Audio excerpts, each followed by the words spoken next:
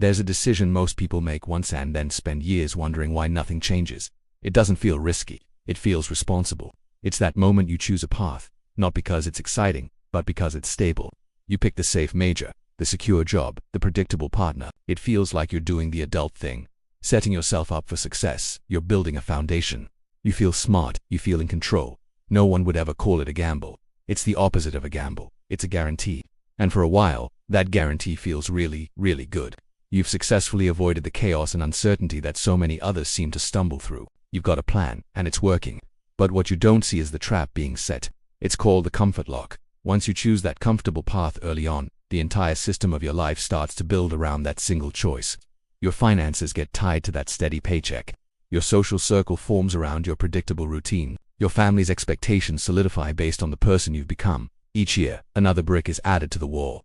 It's a comfortable prison, one you built yourself for your own safety. The walls aren't menacing. They're made of pension plans, mortgage payments, and familiar faces. And the longer you stay, the higher those walls get, until the thought of climbing over them feels less like an adventure and more like an act of self-destruction.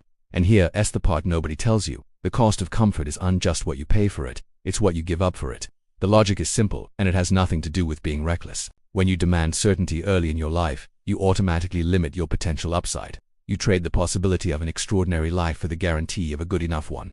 You're essentially capping your own growth. Think about it. The biggest opportunities, the most profound relationships, the most rewarding skills, they almost never come with a guarantee. They require exploration.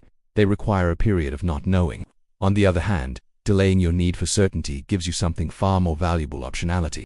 It's the freedom to explore, to pivot, to discover what you're truly capable of without being locked in. By staying open to different paths for a little longer, you gather experiences. You learn what you actually want versus what you were told to want. You allow for the possibility of finding a path that is both fulfilling and, eventually, secure. You don't have to sacrifice one for the other, but you do have to get the timing right. Chasing security first closes doors. Chasing experience first opens them. Some people realize this early enough to change direction. They see the walls of the comfort lock forming and find a crack, a small opening they can squeeze through. It's not about tearing everything down in a dramatic explosion. It's a subtle shift. It starts with one small, uncomfortable decision. Maybe it's learning a new skill that has nothing to do with their career. Maybe it's having a conversation they've been avoiding. Or maybe it's just admitting to themselves, for the first time, that the safe path they chose is making them feel anything but alive. They realize the comfort they chased has become a cage, and the only way out is to start getting comfortable with being a little uncomfortable again.